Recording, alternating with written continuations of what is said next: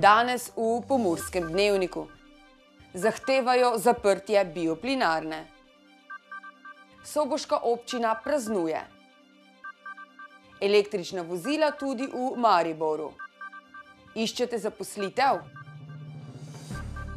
Vreme, jutri spremenljivo oblačno.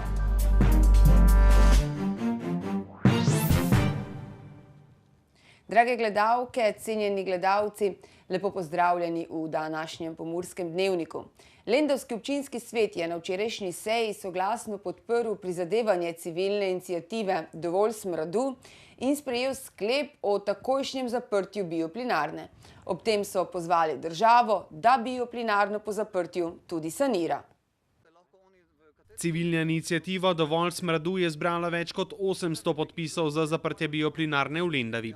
Prebivalci v okolici bioplinarne se namreč zlasti zadnja 2 meseca pritožujejo zaradi neznosnega vonja. Te težave nam predstavlja bioplinarna v bistvu že od leta 2012. Aktivno preko civilne iniciative, ki smo jo ustvarili zaradi tega primera, pa se borimo z 2 meseca. Za 7.6.2017 smo prvič poslali v vednost občini, inšpektoratu, zelenemu telefonu in okoljskemu inšpektoratu, da je potrebno skrajno nekaj ukrepati in da bioplinarna res posega v večje in hujše kršitve. Inšpekcijski nadzori so ugotovili hude kršitve okoljevarstvenega dovoljenja in uredbe o čezmejnem pošiljanju odpadkov, pa tudi velike količine nezakonitih odpadkov. A vsi izrečeni ukrepi niso preprečili smradu, ki še naprej obremenjuje okolico Lendave. Zato je o bioplinarni včeraj razpravljal tudi občinski svet občine Lendava. Upam, da ima kdo v tej državi odprte oči in ušesa. Kajti, če se mesec pa pol, 2 meseca to ugotavlja in ugotavlja tudi stroka, in če opozarjamo na domnevne nepravilnosti, potem je to moral nekdo preveriti. Domnevno je to okoljevarstveno dovoljenje kriza, kajti dovoljenje je nek polodprt sistem, kar ne vem, kaj to pomeni. Drugo, dovažale so se snovi, ki se ne bi smele dovažati. Tretje, upravljalec teh procesov se ne odziva ali pa ne odziva dovolj na inšpekcijske odločbe in opozorila. Ja, kaj je potem še treba narediti? Lendavski občinski svetniki so na seji opozarjali na domnevno izigravanje zakonodaje lastnikov bioplinarne in zahtevali njeno zaprtje ne glede na ukrepe inšpekcij. Ob tem, da zahtevamo takojšnjo zaprtje bioplinarne, kar smo že jasno povedali pred nekaj tedni, je tudi to, da je treba, da zahtevamo tudi, da se preveri vsebina in postopke dodeljevanja okoljevarstvenih dovoljenj oziroma konkretnega okoljevarstvenega dovoljenja za delovanje te bioplinarne, da na nek način zahtevamo, da inšpekcijske službe bolj odločno delajo svoje delo hitreje, bolj odločno in seveda smo se tudi nekaj dotaknili lokalnih izvajalcev gospodarskih javnih služb, ki tudi morajo preučiti, ali je smotrno in etično sodelovanje z takim podjetjem. S podjetjem Ekos, ki upravlja z bioplinarno, namreč sodelujeta tudi javni podjetji Ekopark in Cerop. Mestna občina Murska Sobota praznuje 16. julija svoj 22. občinski praznik. Ob tej priložnosti je danes v Grajski dvorani potekala slavnostna seja. Na slavnostni seji so podelili priznanja mestne občine Murska Sobota, o katerih je mestni svet odločil na 22. redni seji. Plaketo mestne občine Murska Sobota je prejela družina Rajh Pintarič za ohranjanje družinske tradicije in poslovno odličnost. Zahvalno listino mestne občine Murska Sobota je prejel Štefan Pavlinjak, lastnik in generalni direktor družbe Roto, za doprinos k razvoju obrtništva in podjetništva v občini in regiji. Zahvalno listino mestne občine Murska Sobota je prejel tudi hotel Diana ob 50. obletnici delovanja. Ob prazniku pa je zbrane goste nagovoril direktor Pomurske gospodarske zbornice Robert Grah. V glasbenem programu pa je nastopila Marko Banda. Naše gospodarstvo tako po večletnih posledicah svetovne in gospodarske krize preveva nov optimizem.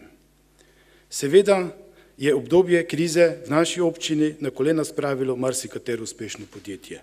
Vendar zdi se, in prav je tako, da zdaj vse raste.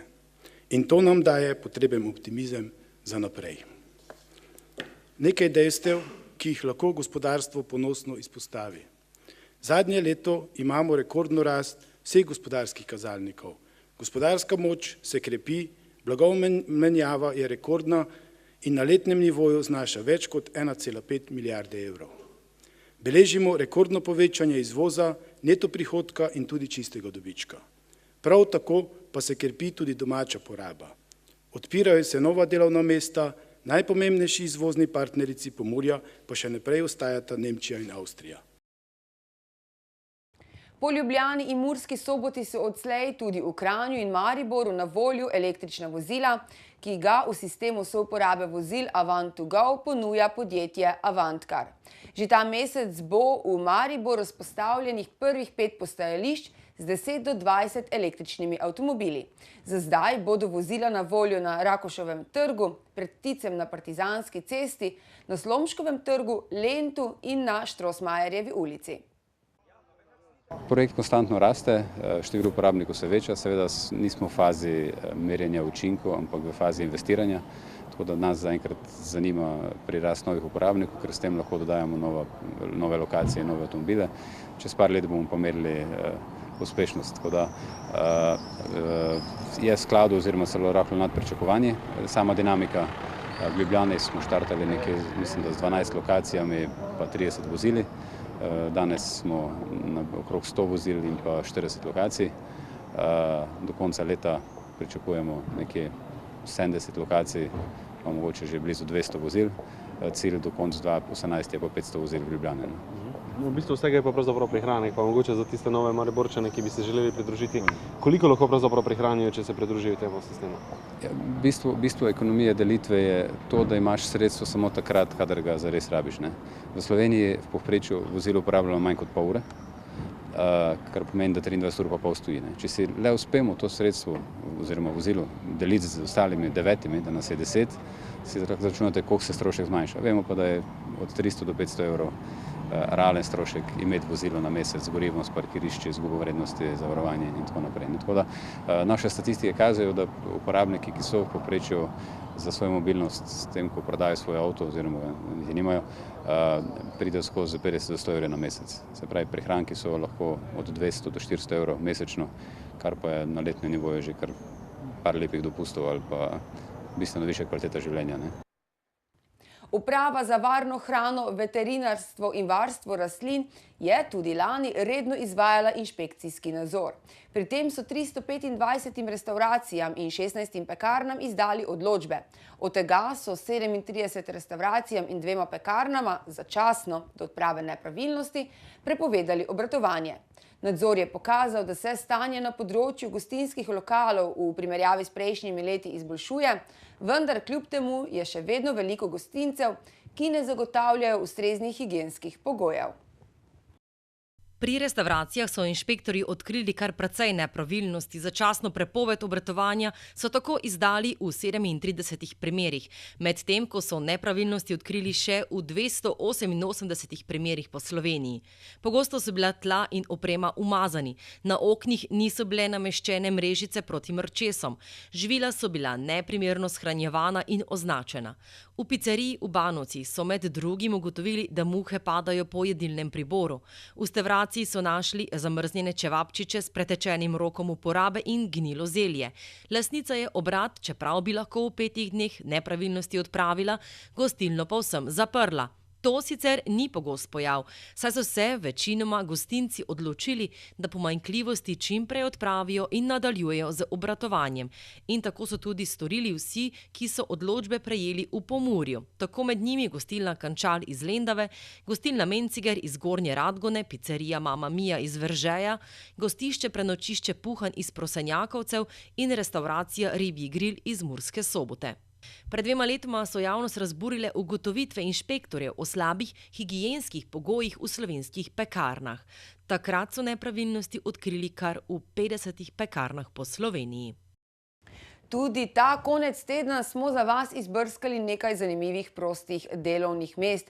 Če se v katerem od opisov prepoznate, je lahko zaposlitev tudi vaša. Za vse modne navdušence vešče vodenja in motiviranja sodelavcev se tokrat v Murski Soboti ponuja delovno mesto poslovodje v poslovalnici italijanskega podjetja OVS. Če bi svoje delovne dni raje preživljali obdani z mladostnim zagonom, poskusite srečo v osnovni šoli in vrtcu Apače, ker iščejo pomoč pri zgodnjem poučevanju angleščine. Morda pa vam bo delovno mesto krojača ženskih oblačil v šiviljstvu dama kot po meri. Na Srednji poklicni tehniški šoli Murska Sobota lahko medtem kot učitelj na mlajše generacije prenašate svoje znanje umetnostne zgodovine. Sicer pa lahko v dobiček pretvorite tudi svoje šoferske sposobnosti in poznavanje ljubljanskih ulic. V prestolnico namreč prihaja taksi prevoznik Cameo, ki k sodelovanju vabi voznike taksijev, tudi tiste brez preteklih izkušenj. Povezave do vseh prostih delovnih mest najdete na sobotainfo.com. Na spletnem portalu sobotainfo.com si poglejte, kako je bilo na današnji sočni vilici, ki je bila tokrat v znamenju burgerjev in vsega z žara.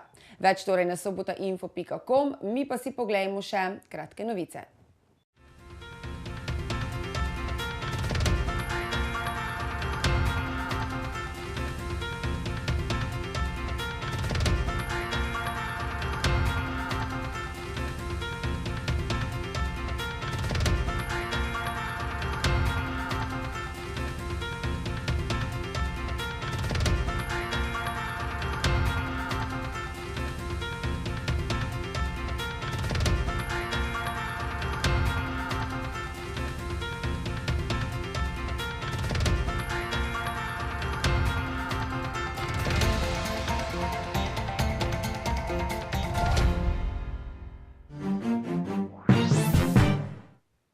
Jutri bo dopoldne večinoma sončno, popoldne pa spremenljivo oblačno. Nastalo bo nekaj ploh, na vzhodu tudi kakšna nevihta. Kakšno vreme nas čaka v naslednjih dneh pa v vremenski napovedi. Danes smo imeli oblačno in bolj hladno vreme, kot smo ga bili vajeni te dni. Termometri so pokazali 19 stopinj Celzija. Opoldne ste v Ukrajinskem parku Goričko namerili 17 stopinj, v Radencih in Murski Soboti 18 ter v Lendavi stopinjo več.